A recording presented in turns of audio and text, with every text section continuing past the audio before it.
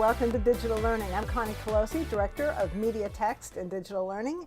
And for our show today, I have my colleague, Laura Woods, who is the Program Coordinator for Library Media for Pinellas County Schools. And we're going to share today about the exciting end-of-the-year activities that we have had happening, some big events here at the end of the year in May, involving a lot of really great students and schools across the district. So Laura, what do you have for us? Well, we're going to talk about Battle of the Books, and we're going to talk about the Educational Media Awards, or the EMAs. Those are the two big culminating activities for the end of the year, and kids have really worked hard for both programs. So we've been talking about both of those since the beginning of the year. So this really is a culmination of a year's work for these school-based folks. So let's start with Battle of the Books and tell us about what's new with Battle of the Books. Well, to tell you what's new, we need to explain what was old. Used to be, years ago, the kids would have to answer two-dimensional questions. Either it was an authored question or a title question, and they memorized the books. And they would sit in panels and they would hit buzzers, and it was a race to hit the buzzer the fastest, and they would get to answer the questions about the books. Well, since that point, we have decided that it needs to be a little bit deeper, a little more complicated, and help us prepare them for the FSA, which is the text-based questioning. So we shifted it. And we added content, and then we shifted it one more time, hopefully for the last time. And it's now an online battle. So we do it, it's Family Feud style. We use a software called Cranium Core, and the kids are responsible for answering all the questions. They don't just hit a button and they only get one shot. All the kids that battle, they all get to answer, and they all get points. It literally levels the playing field so that all kids can be successful, which is what we wanted. And it relies on all students to continue thinking until they provide an answer. That's right, because as they read the question, they provide the answer, and then they have to go into the text and they have to find the proof of why they answered it the way they did. And even if they answered it wrong, they still are allowed the option of going in and finding the proof of what the right answer was, but they still have to find it, which is what they have to do in the Florida Standards Test. Well, a wise educator once said to me that if a question's worth asking, it's worth being answered by the entire class. And that's right. We have all the kids. We no longer have three and an alternate. It's now 4 kids on the team, and all 4 kids work. They all collaborate. They're all reading. They're talking to each other before they make a choice on answering the question. Okay, so where did it happen? How did this work this year? This year we had it at the St. Pete College Clearwater campus. It's a long thing. Arts Auditorium was perfect for us because the kids actually sat on the floor. The screen was up on the stage. In chairs. In chairs, yes. They had chairs and tables. And then our moderator, the MC, Andy Larson, was up on the stage asking the questions and talking with the kids through the game, but they could see everything. And they all had microphones. They were collaborating with each other. They each had their own book so that they had the text that they needed for every single book that they were answering. The notebooks were built as a set of 15 chapters, but each chapter was actually a representation of one of the 15 Sunshine State books that they had to do. And so everybody was equipped with everything they could possibly need to answer the questions. So we've heard from some parents about this, and they enjoyed it. One parent went so far as to say, this is our sport. We do this every year. Mm-hmm. So this is really, it's a national thing, right? It is different. All the states, every state has a separate committee of librarians that will pick that state's 15 books, and then all the different states do it different ways. In Florida, we have all 60 some odd counties, and they all do it differently. But they've all asked, they've been watching Pinellas County, because I have a tendency to push everybody, and I wanted to make this better for the kids, much better for the kids.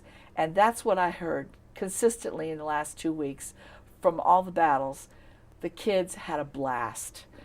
It was hard, and they admitted it was hard. And even if they didn't win, they went away smiling. they had a great time and they want to do it again, and they're already ready to start reading for the next set. So the end of the year is very busy for schools, but I was really impressed that not only did parents come with their teams in some cases, and the media specialists came with their teams, but then also we had some principals come. Yes, we did. And Carrie Wyatt from Dunedin Elementary came with her team, and let's hear from Carrie about her experience. Great. There are many facets that make it so valuable. One is self-confidence. As I told you before we started, many of my students that were here speak multiple languages. Some of them came to this country 2-3 years ago not speaking anything. To see them work this hard and value the English, the learning, gives them such a better even playing field for their futures. The Battle of the Books program can only be run if you have a great media specialist, awesome volunteers, and supportive parents. We had all of them here. That's what makes a great school and a great program. We've been doing Battle of the Books for a number of years based on author, content, title questions. And this year it was actually bringing it up a level and going deeper into critical thinking skills and actually having to work as detectives and find text evidence to back up our answer. I think this has opened the doors for them for what is possible if they're willing to put in the work and spend the time reading. I realize that these children have read thousands of pages of text over the year to prepare, and I think that shows they have what it takes to move forward. Our school is very diverse, and we have a very good representation of team members that speak many different languages from different cultures.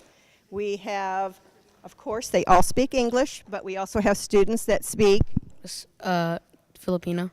Okay. Spanish, Chinese, English.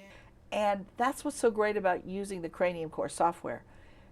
When I say leveling the playing field, that's exactly what we're doing. It doesn't matter what the language barriers are. It doesn't matter what the reading levels are for the kids. They are all being successful because the way the game is played and the way it's set up, the kids are encouraged to dig for the information, and they help each other. So it is a win-win for everybody. So there were, how many battles took place, and how did that work out? Okay, for the elementaries, we had 2 full days of battling. That's what we call the semifinals, and South County and North County, because with 76 schools, and we had 60 elementaries out of the 76 battling, we can't do it all at the same time.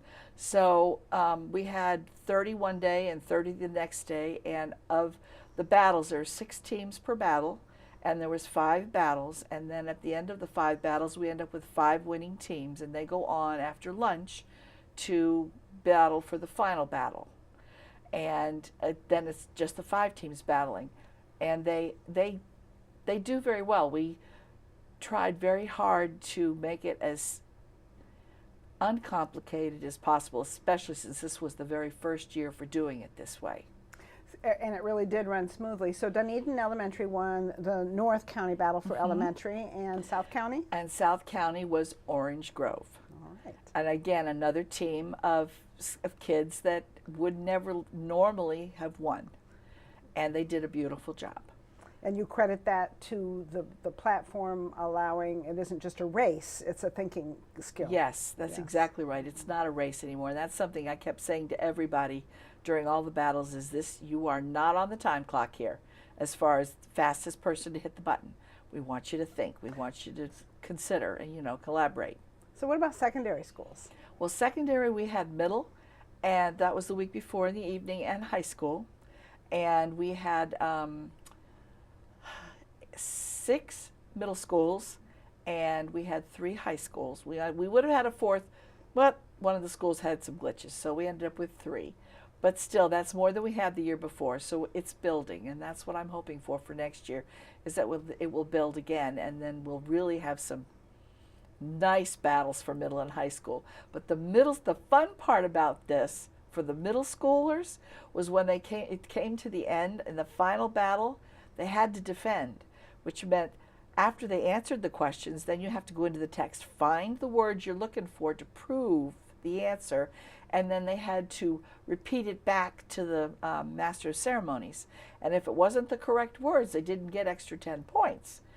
And at the very, very end of the middle school, what happened, it was very funny. Even though we'd already assigned the points, then the kids decided to argue. So we had kids battling back and forth between saying, well, there was no proof. What you said is not proving it. And then another team said, but yes, it was.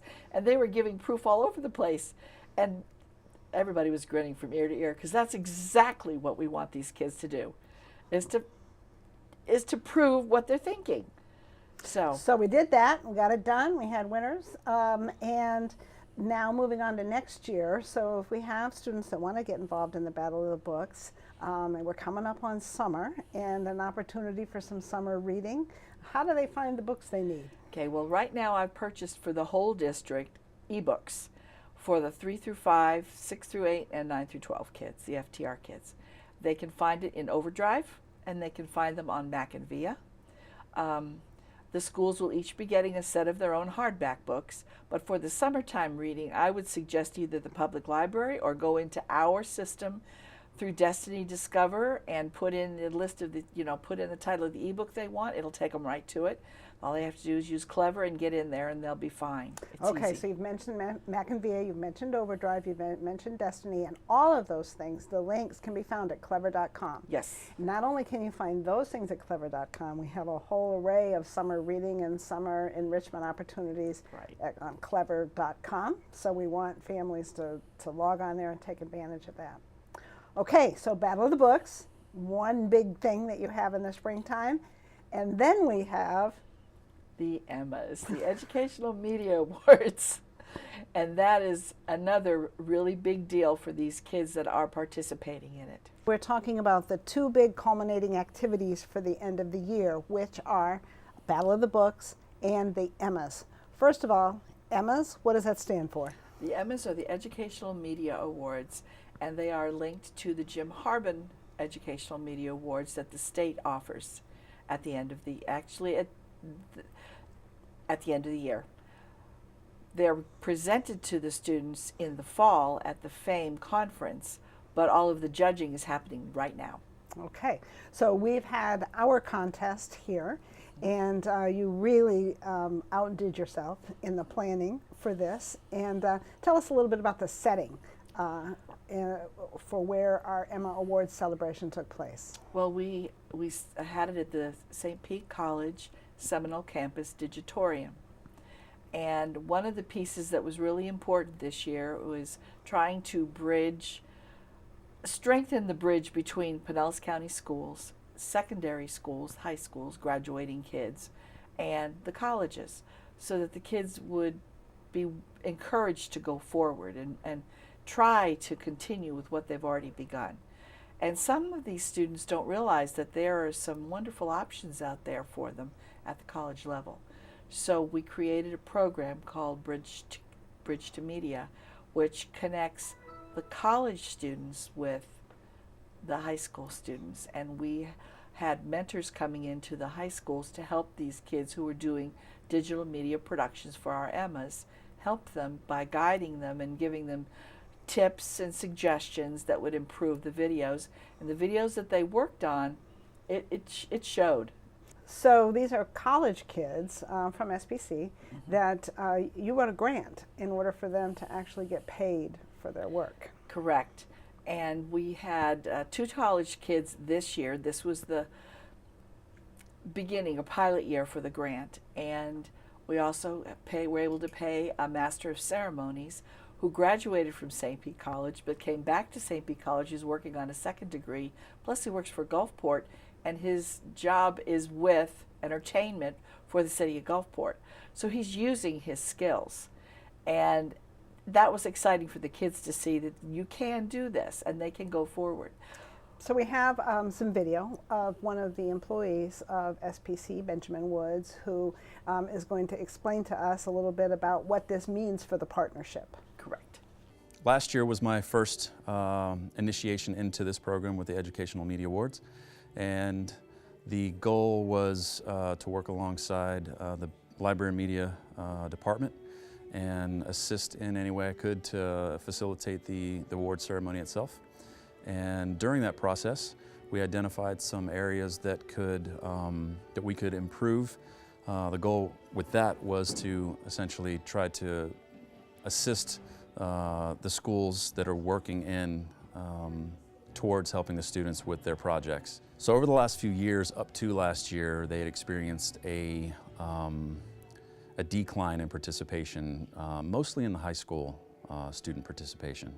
And so what we wanted to do is implement some new strategies, develop some ideas to get the high school students more enthusiastic about participating. So through a few different of those strategies, implementing those, putting them together, involving the schools a little bit more in that process, and then creating a more comprehensive strategic plan to put all this together to try to see what we could do about getting the school students more involved. The biggest portion of what we wanted to do through this was kind of a two-part process. We developed a mentorship program where SPC students who are what we call degree candidates or graduates of our digital media program, they went alongside and participated by going to the high schools and working directly with the high school students, giving them pointers, teaching them new things, helping them develop their own videos, getting them fired up and really wanting to show them the pathway for what it looks like to be successful in developing their own videos. There was roughly a 25% decrease year over year for the last couple of years. And with that mentorship program, with the high school students just not participating, the biggest challenge was trying to come up with a plan, which that mentorship plan was, with exposing them to what they could potentially be doing, both through the Educational Media Awards, but also getting the opportunity to work with college-level students in the skills that they were able to present and expose those high school students to. So the biggest challenge was making sure that the high school students knew what the potential was through this program. In identifying the challenges in the previous years and putting together the mentorship program, we developed overall what we're calling the Bridge to Media program for the Educational Media Awards. The ultimate goal is, one, increase participation by high school student participation, and two, expose them to what it's like here at the college level to work in digital media. And it's got a residual benefit, and that benefit is that through the mentorship program, we're giving our SPC students the opportunity to be practitioners in digital media production. So it's a twofold, mutual beneficial program. Through the program, we've had exceptional participation with our SPC students as well as the high school students. And I just want to say thank you for everyone who has taken part in this process. To our digital media graduates here at SPC, thank you so much for what you've done for these high school students.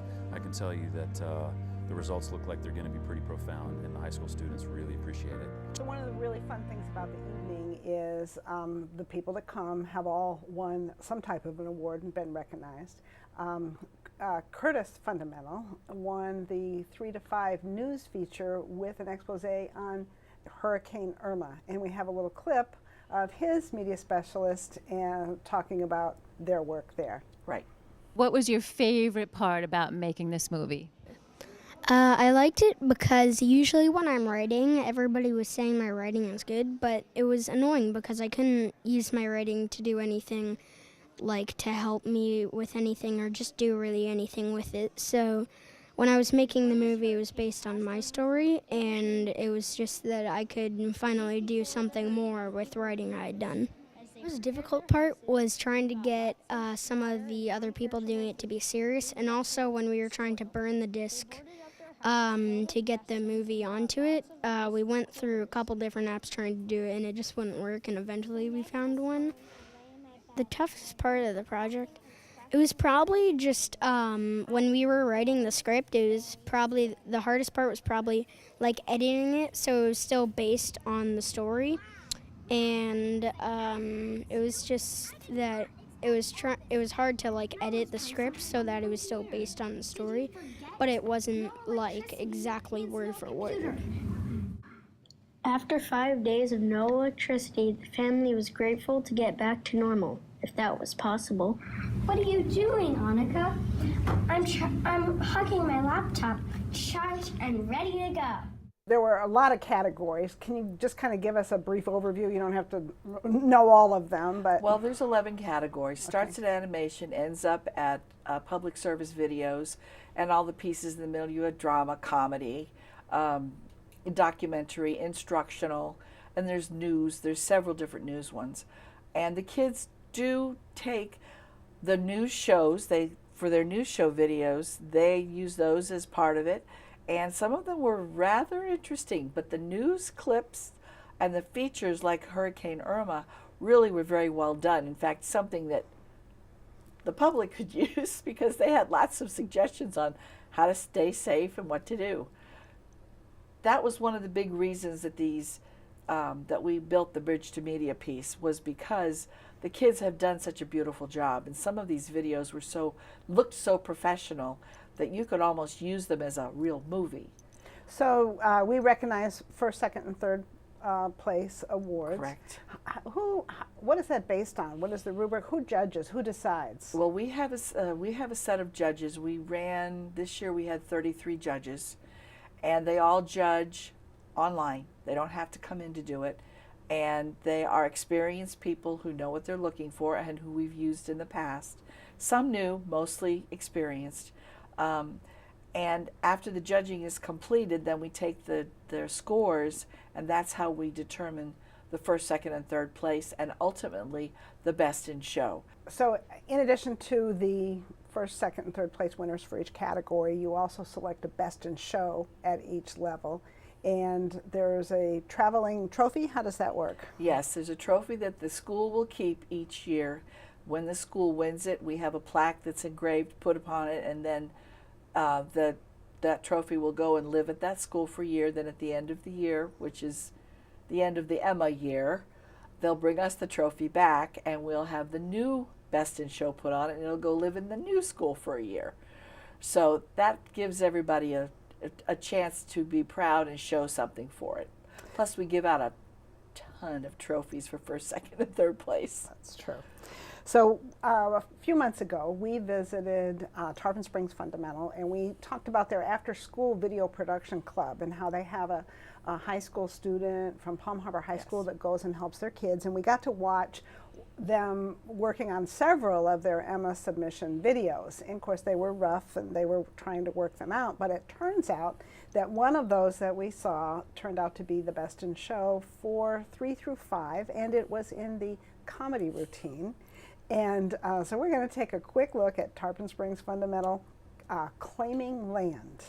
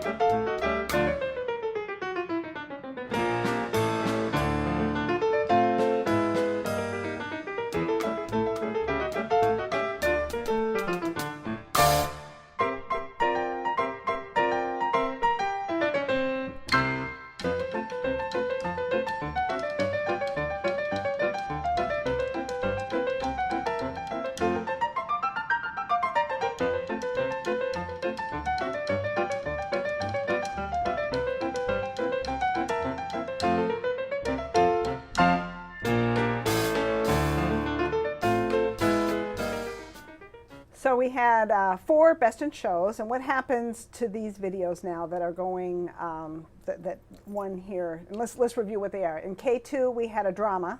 We did Evil Potato. Evil Potato, ooh, scary. And then we had 2 comedies. 3-5 was our Claiming Claiming Land. Land, and 6-8 Was the How to Not Pick Up Girls. How to Not Pick Up Girls, and this was a comedy. Yes. And it was funny. And then we had a scary drama Called The Presents. The Presents from Osceola. And by the way, so Not Pick Up Girls was Carwise Middle. Right. The Presents was Osceola. Osceola High School, yes. So now these videos go forward from our district to the Jim Harbin Awards at Yes. the state level. And when will we find out if we place there? Well, they'll let us know during the summer, and they'll send me a list, but they'll also contact the sponsors of the kids from the different schools during the summer, and again in August. Right now they're being judged, and then they'll go on to state. They're at the regional right now. And what happens if they win? If they win, then they go to the famed Jim Harbin Awards ceremony, and they get the trophy there for being whatever they have. So have we ever had a winner at the state level? Last year we had 4 first place for the first time. Wow. And we had 5 second places. But this year we entered a whole lot more videos, and the quality this year was even better than last year. And I'm hoping that next year it's even going to be better than that. So this takes a lot of work for the sponsors and for the kids. Yes. The kids have a lot of fun doing it, clearly. But what are they learning? Well, they're learning life lessons. They're learning how to create a digital production, and these skills they can take with them, and if they want, can be a career for the rest of their lives. So we're really giving them the option of seeing if this is something you'd like to do for the rest of your life, not just nothing.